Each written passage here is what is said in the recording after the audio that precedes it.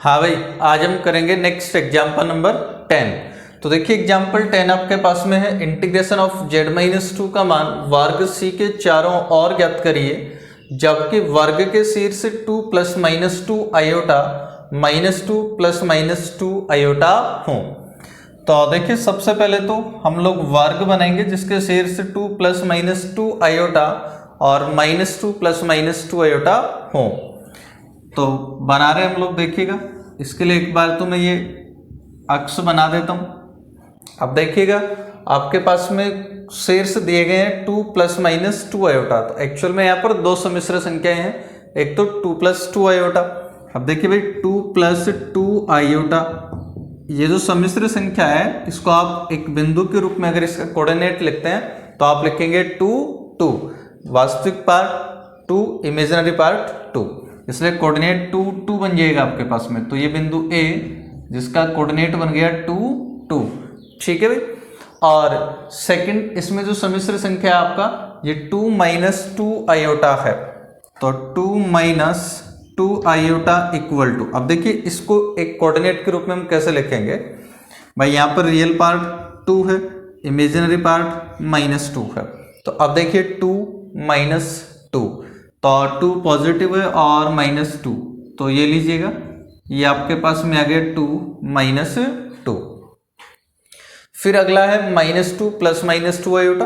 तो यहाँ भी दो सम्मिश्र संख्याएं आपके पास में है, एक तो -2 + 2 आयोटा, इसको अगर एक बिंदु के रूप में लिखेंगे आप लोग तो यहाँ से रियल पार्ट -2, इमेजिनरी पार्ट +2, तो -2 + 2 ये आ जाएगा यहाँ -2 + 2। और नेक्स्ट है -2 - 2 आयोटा।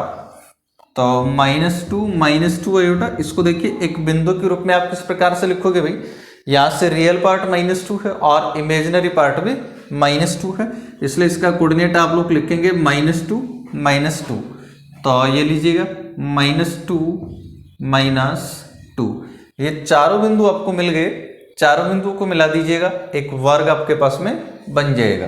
तो हम इन चारों बिंदुओं को मिलाकर एक वर्ग बना देंगे। तो ये लीजिएगा भाई, ये चारों बिंदुओं को मिला के हमने क्या बना दिया, एक वर्ग। तो ये ABCD आपके पास में आ गया एक वर्ग, और ABCD वर्ग आ गया। तो अब आपको इस इंटीग्रेशन का वैल्यू फाइंड करना है इस वर्ग के अनुदिश।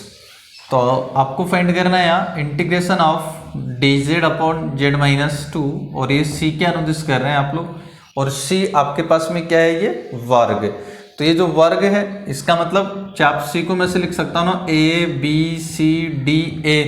जैसे a से अगर स्टार्ट हुई तो a से b आओगे, b से c से d और d से a पर जैसे आप लोग वापस चले जाएंगे तो वर्ग कंप्लीट बन जाएगा आपके पास में। तो चाप को हम लिख सकते हैं ऐसे ABCDA dz/z-2। अब ये जो आपने लिखा है यहाँ ABCDA, इसको एक्चुअल में देखें तो यहाँ पर ये चार भुजाओं के अनुदिश हो गया। पहली जो भुजा है AB, दूसरा BC के अनुदिश होगा, तीसरा CD के अनुदिश होगा, और चौथा DA के अनुदिश होगा। इसलिए जो इंटीग्रेशन था ये वाला, इसको हम चार भागों में डिवाइड करके लिख सकते हैं। एक बार तो AB के अनुदिश हो जाएगा dz/z-2, प्लस एक बार BC के अनुदिश हो जाएगा dz/z-2, और प्लस एक बार हो जाएगा CD के अनुदिश dz/z-2, और प्लस एक बार हो जाएगा DA के अनुदिश dz/z-2। ठीक है भाई, ये इस प्रकार से इंटीग्रेशन को आप चार भागों में डिवाइड कर लिया है। अब सबसे पहले हम बात करेंगे इस पथ AB की। पथ AB की क्या विशेषताएं हैं वो हम यहाँ लिखने वाले हैं। तो एक बार मैं इनको हटा देता हूँ यहाँ से दोनों को। तो देखो भाई, पथ AB जो है, AB पर ध्यान देना। AB को आप देख सकते हैं कि x अक्ष के समांतर है। x अक्ष के समांतर है, इसका मतलब इसके प्रत्येक बिंदु पर y कोऑर्डिनेट सेम होगा, और वो y कोऑर्डिनेट आपके पास में यहाँ कितना है, 2। इसका मतलब y = 2। तो AB पर आ गया y = 2, तो dy = 0। अब dy 0 हो गया तो z देख लीजिएगा, तो तथा x का जो मान है वो बता दो आप तो यहाँ, तथा x का मान, भाई y तो कांस्टेंट भाई, x का जो मान है वो देखिए कहाँ से कहाँ तक होगा, +2 से लेकर -2 तक। तो x का मान 2 से -2 तक है। इसके बाद में हम बात कर लेंगे BC की। तो BC को देखिए भाई जरा ध्यान से, BC को आप देख सकते हैं yx के समांतर है, yx के समांतर है, इसका मतलब इसके प्रत्येक बिंदु पर x कोऑर्डिनेट सेम होगा। तो x कोऑर्डिनेट आप यहाँ देख सकते हैं कितना है, -2। तो BC पर आ गया x इक्वल टू -2, तो dx इक्वल टू क्या हो जाएगा 0, तथा y का मान देख लीजिए यहाँ, y का मान देखिए, y का मान है 2 से -2 तक। तो y का मान 2 से -2 तक है। इसके बाद में हम बात करेंगे CD की। तो मैं एक बार इसको यहाँ से हटा देता हूँ और यहाँ लिख देता हूँ।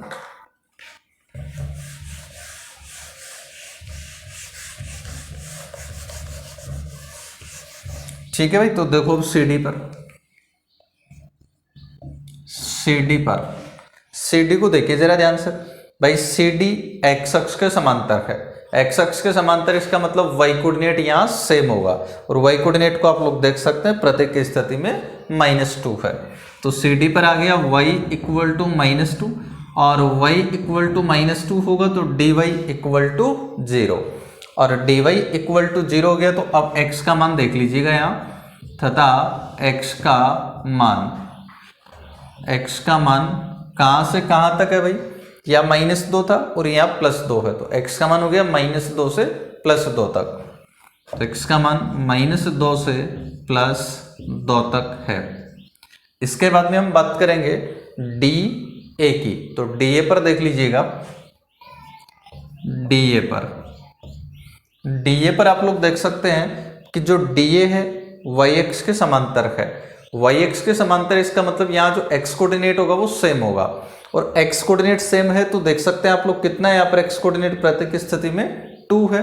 तो DA पर x इक्वल टू आपके पास में आ गया 2, तो dx इक्वल टू 0, और dx 0 हो गया। तो अब यहाँ y का मान आप देख सकते हैं -2 से +2 तक है, तथा y का मान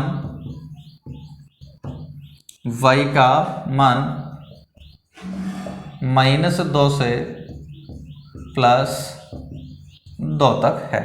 ठीक है, तो अब ये जो इंटीग्रेशन था इसमें हम वैल्यू पुट कर देंगे।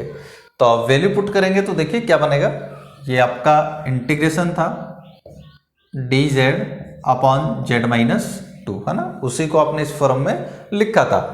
अब इसके अंदर ये जो 4 इंटीग्रेशन थे, इन चारों में हम क्या कर देंगे, वैल्यू पुट कर देंगे। तो वैल्यू पुट करने से पहले एक बार मैं इनको हटा देता हूं। वैल्यू पुट करेंगे तो देखिए हम लोग जानते हैं z इक्वल टू होता है x प्लस आयोटा y, और z equal to x plus iota y होता है, इसलिए dz इक्वल टू हो जाता है dx प्लस आयोटा dy। भाई अवकलन जब करोगे तो z का हो जाएगा dz, x का हो जाएगा dx और y का हो जाएगा dy, तो dz हो जाएगा dx प्लस आयोटा dy। इसलिए integration of dz upon z-2 equal to, अब वैल्यू पुट करिएगा। सबसे पहले जो AB के अनुदेश आप लोग कर रहे हैं, AB के अनुदेश कर रहे हैं तो देखिए dz, अब dz इक्वल टू देखना क्या बनेगा, AB पर देखिए y इक्वल टू क्या है आपके पास में 2, या एक बार तो मैं वैल्यू पुट करके लिख देता हूँ इसको, AB और dz को आपने लिख दिया dx plus iota dy upon z-2 है, और z को आप लिख देंगे x प्लस आयोटा y -2, और प्लस इंटीग्रेशन आपके बार BC के अनुदिश dz, तो dz का वैल्यू पुट कर दिया dx plus iota dy upon z यानी x प्लस आयोटा y और -2। इसके बाद में CD, तो प्लस इंटीग्रेशन CD के अनुदिश और dz यानी dx plus iota dy upon z यानी x प्लस आयोटा y -2, और प्लस dA के अनुदिश कर रहे हैं तो plus integration of dA d x plus iota d y upon z यानी x plus iota y minus 2। ठीक है भाई। और अब इसमें वैल्यू पुट कर देंगे हम x y d x d y का। ठीक है, तो वैल्यू पुट करने के लिए देखिएगा, अब यहाँ मैं इधर कर देता हूँ यहाँ, तो इक्वल टू, अब देखना क्या बनेगा। सबसे पहले ये वाला इंटीग्रेशन हम लोग लिख रहे हैं। अब इसमें देखो d x plus iota d y, और ये जो इंटीग्रेशन है ये ए बी के अनुदिश कर रहे हो आप लोग, तो ए बी पर आप देख सकते हैं डी वाई इक्वल टू 0। अब यहाँ डी वाई को अगर 0 कर दोगे तो फिर ये इंटीग्रेशन आपके पास में बचेगा डी एक्स अपॉन यहाँ y इक्वल टू 2 आपको कर देना है, तो y का वैल्यू 2 करोगे तो बनेगा x प्लस 2 आयोटा माइनस 2। और अब dx बचा है तो x का लिमिट आपको देखना है, और ये x का लिमिट आपको दे दिया गया है, देखो 2 से -2 तक है, तो ये लिमिट आपकी आप 2 से -2 तक। अब इसी प्रकार जो सेकंड इंटीग्रेशन है BC के अनुदिश, इसको हम लिखेंगे तो प्लस इंटीग्रेशन, और BC के अनुदिश कर रहे हो तो BC पर देखिएगा dx इक्वल टू 0। अब dx को अगर 0 कर दोगे तो बचेगा आयोटा dy। अब चूंकि आयोटा कांस्टेंट है, इसको हम बाहर लिख सकते हैं, तो dy upon x plus iota y, ये सॉरी x का वैल्यू -2 है ना BC पर, तो x का वैल्यू -2 यहाँ कर दीजिएगा, तो -2 प्लस आयोटा y -2। ठीक है, तो ये आपका सेकंड हो गया। और इस पर जो y का मान है ये 2 से -2 तक है, इसलिए लिमिट आप लिखोगे 2 से -2 तक। तीसरा जो इंटीग्रेशन आपका CD के अनुदिश है, तो प्लस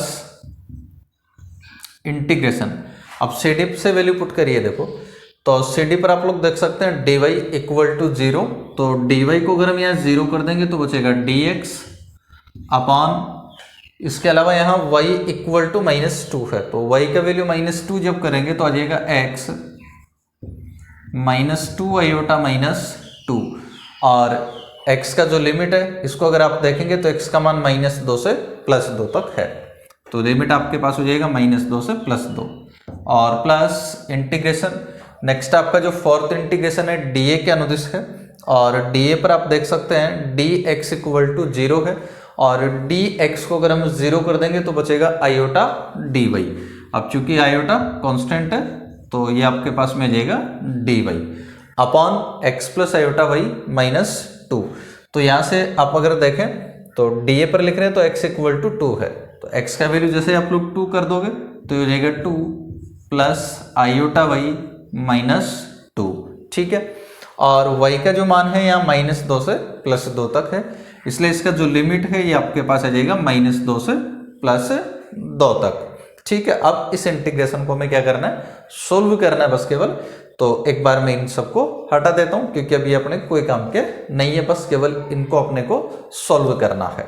अब देखिए, तो अब इस इंटीग्रेशन को हम लोग सोल्व करेंगे, तो LHS में आपके पास था dz upon z-2 equal to, देखिए इसको सोल्व करने पर क्या बनेगा, पहला जो इंटीग्रेशन है हम लोग x के सापेक्ष करेंगे, तो ये आ जाएगा log x प्लस 2 आयोटा -2, और लिमिट आपका 2 से -2 है, प्लस सेकेंड इंटीग्रेशन जो है y के सापेक्ष कर रहे हैं, तो यहाँ से देखिए -2 और -2 हो जाएगा -4 प्लस आयोटा y, तो इंटीग्रेशन हो जाएगा log -4 प्लस आयोटा y, और लिमिट आपका 2 से -2 है, और चूंकि y का गुणांक आयोटा है इसलिए आयोटा से जब डिवाइड करेंगे तो आयोटा से आयोटा हो जाएगा कैंसिल।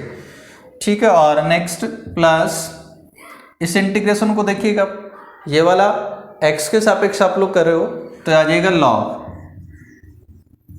x -2 आयोटा -2, और लिमिट यहाँ से होगी -2 से +2 तक। इसमें आप लोग देख सकते हैं +2 -2 कैंसिल हो जाएगा, और फिर आयोटा से आयोटा हो जाएगा कैंसिल, तो आपके पास में बचा dy अपॉन y, तो dy अपॉन y का जो इंटीग्रेशन होगा ये बन जाएगा log y, और लिमिट आपका आ जाएगा -2 से +2। ठीक है, अब लिमिट को सोल्व करिएगा, तो इसलिए integration of dz upon z-2 equal to देखिए अपर लिमिट -2 करोगे, अपर लिमिट -2 करेंगे तो आ जाएगा लॉग,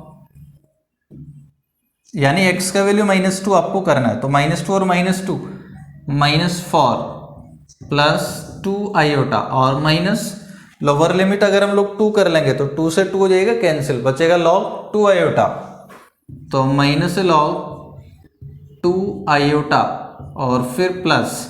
अब सेकंड इंटीग्रेशन को देखिएगा, अपर लिमिट -2 है यानी y के वैल्यू -2 करना है, तो आ जाएगा log -4 -2 iota minus lower limit 2 है तो हो जाएगा लॉग -4 प्लस 2 आयोटा। ठीक है, और नेक्स्ट जो थर्ड इंटीग्रेशन आपके पास में है, यहां से देखिए क्या बनेगा, अपर लिमिट आपके पास 2 है तो +2 और -2 कैंसिल, तो बचा log -2 iota, log -2 iota minus lower limit हम लोग -2 करेंगे तो -2 और -2 -4 हो जाएगा, तो बन जाएगा लॉग -4 -2 आयोटा। ठीक है भाई, इसके अलावा यहां से करिएगा तो प्लस, अपर लिमिट आप लोग कर देंगे तो log 2 माइनस लोअर लिमिट अगर हम लोग कर देंगे तो log -2, तो log -2। ठीक है भाई, अब इसको सोल्व करेंगे तो एक बार मैं इनको हटा देता हूं। हाँ, तो देखिए अब नेक्स्ट हम इसको हल कर देंगे, तो log -4 प्लस 2 आयोटा ये पॉजिटिव है और ये log -4 प्लस 2 आयोटा नेगेटिव है, तो ये दोनों कैंसिल हो जाएगा। आपके पास में बचा माइनस log 2 आयोटा, फिर देखिएगा log -4 -2 आयोटा पॉजिटिव है और ये log -4 -2 आयोटा नेगेटिव है, तो कैंसिल हो जाएगा। फिर ये आगे आपके पास में plus log -2 iota plus log 2 minus log -2। ठीक है भाई, अब सॉल्व कर लीजिए इनको, तो इक्वल टू माइनस, यहाँ log का प्रॉपर्टी हम यूज कर लेंगे, तो log का प्रॉपर्टी यूज करेंगे तो ये हो जाएगा log 2 plus log iota, plus यहाँ भी हम log का प्रॉपर्टी यूज करेंगे तो ये जो -2 आयोटा है इसको अपन -2 इंटू आयोटा लिख सकते हैं, तो यहाँ जैसे आप लोग log की प्रॉपर्टी यूज करोगे तो आ जाएगा log -2 plus log iota plus log 2 minus log -2। ठीक है भाई, इक्वल टू, अब देखिए ये -log 2, ये तो नेगेटिव है log 2 और ये log 2 पॉजिटिव है, दोनों कैंसिल हो जाएगा। इसके बाद में यहाँ से आ जाएगा आपके पास माइनस log आयोटा और ये log -2 पॉजिटिव है, ये log -2 नेगेटिव है, तो कैंसिल हो जाएगा, और प्लस यहाँ से आपके पास में आ गया log आयोटा, तो -log iota plus log iota zero भी हो सकता है, लेकिन यहाँ हम जीरो नहीं करेंगे। जीरो क्यों नहीं करेंगे, क्योंकि आपके पास में जो फंक्शन है इसको देखिए dz/z-2 है, यानी कि ये जो फंक्शन है z = 2 पर विश्लेषिक नहीं है, और z = 2 पर अगर विश्लेषिक नहीं है और z = आप लोग देख सकते हैं वर्ग की परिधि पर आएगा, परिधि पर आएगा, इसका मतलब ये क्या हुआ कि वर्ग के ऊपर fz विश्लेषिक नहीं है, विश्लेषिक नहीं है, इसका मतलब जो इंटीग्रेशन है ये जीरो नहीं होगा। क्यों? क्योंकि कोशी समाकल प्रमेय में हमने पढ़ा है कि कंटूर के अंदर और ऊपर fz अगर विश्लेषिक हो तो इंटीग्रेशन जीरो होगा, लेकिन अगर ऊपर और अंदर विश्लेषिक नहीं हो तो फिर इंटीग्रेशन जीरो नहीं होगा। तो यहाँ z = 2 पर विश्लेषिक नहीं है, इसलिए इंटीग्रेशन जीरो नहीं होगा, इसलिए -log iota plus log iota को जीरो नहीं करेंगे, इसको सोल्व करेंगे। तो सोल्व किस प्रकार से करेंगे, देखिए जो माइनस ऐसे लिख सकते हैं इसको -1 log आयोटा, अब -1 को अंदर लोगे तो आयोटा की पावर हो जाएगी, तो आयोटा की पावर -1 प्लस log आयोटा, तो log आयोटा की पावर -1 यानी कि 1 आयोटा में इसको लिख सकते हैं प्लस log आयोटा। अब log 1 आयोटा को हम लोग लिख सकते हैं log माइनस आयोटा, भाई 1 आयोटा हम जानते हैं माइनस आयोटा होता है, और ये प्लस log आयोटा। ठीक है भाई, अब ये जो माइनस आयोटा और आयोटा है इनको हम एक्सपोनेंशियल फॉर्म में लिख देंगे। एक्सपोनेंशियल फॉर्म में कैसे लिखते हैं देखिएगा, ये जो माइनस आयोटा है इसको तो हम लिखते हैं cos 3π/2 प्लस आयोटा साइन 3π/2, ऐसा ही लिखते हैं ना इसको एक्सपोनेंशियल फॉर्म में। 3π/cos 3π/2 तो 0 होता है और साइन 3π/2 -1 होता है, तो माइनस आयोटा ही आएगा। इसी प्रकार से जो आयोटा होता है इसको एक्सपोनेंशियल फॉर्म में हम किस प्रकार से लिखते हैं, cos π/2 प्लस आयोटा साइन π/2। ठीक है, तो दोनों का वैल्यू पुट कर दीजिएगा यहाँ। तो लॉग माइनस आयोटा, इसको तो आपने एक्सपोनेंशियल, अब इसको एक्सपोनेंशियल में लिख रहा हूँ, ये तो पोलर फॉर्म है। अब इसको एक्सपोनेंशियल फॉर्म में अगर लिखते हैं आप लोग तो देखिए आइलर प्रमेय से आप लोग जानते हैं कि e की पावर आयोटा थीटा, इसको आप लिखते हैं cos theta plus iota sine theta. इसका मतलब क्या हुआ कि यदि आपके पास cos theta plus iota sine theta है तो आप इसको लिख सकते हैं e की पावर आयोटा थीटा। तो cos 3π/2 प्लस आयोटा साइन 3π/2, इसको हम लिख सकते हैं e की पावर, देखो थीटा का मतलब क्या हो गया 3π/2, तो e की पावर 3π/2 आयोटा इक्वल टू, इसी प्रकार से इसको आप लिख सकते हैं कोट थीटा का मतलब क्या हो गया यहाँ पर π/2, तो इसको आप लिख सकते हैं आयोटा π/2। ठीक है, तो अब वैल्यू पुट कर दीजिएगा तो आ जाएगा लॉग माइनस आयोटा। तो माइनस आयोटा का वैल्यू e की power iota 3π/2 plus log iota, तो लॉग आयोटा का वैल्यू पुट कर दीजिएगा यहाँ से e की पावर आयोटा π/2 इक्वल टू, अब देखिए हम लोग जानते हैं लॉग में जो घात होती है वो आगे आ जाती है, तो ये आयोटा 3π/2 आगे आ जाएगा, तो आयोटा 3π/2 लॉग e प्लस यहाँ से भी घात आगे आ जाएगी तो आयोटा π/2, तो बचे आपके पास में लॉग e। और अब इसको सोल्व करिए तो देखिए क्या बनेगा, equal to iota 3π/2 log e का वैल्यू हम जानते हैं भाई, अगर बेस e होता है तो लॉग e का वैल्यू 1 बन जाता है। इसी प्रकार से ये वाला जो लॉग e है इसका वैल्यू भी 1 हो जाएगा, तो बचेगा आपके पास में प्लस आयोटा π/2, यहाँ से आयोटा कॉमन हो जाएगा तो 3π/2 प्लस π/2 इक्वल टू आयोटा, और यहाँ से देखिए 3π/2 प्लस π/2 दोनों को ऐड कर दोगे तो बन जाएगा 2π, तो ये आपके पास में इंटीग्रेशन आ गया 2π आयोटा।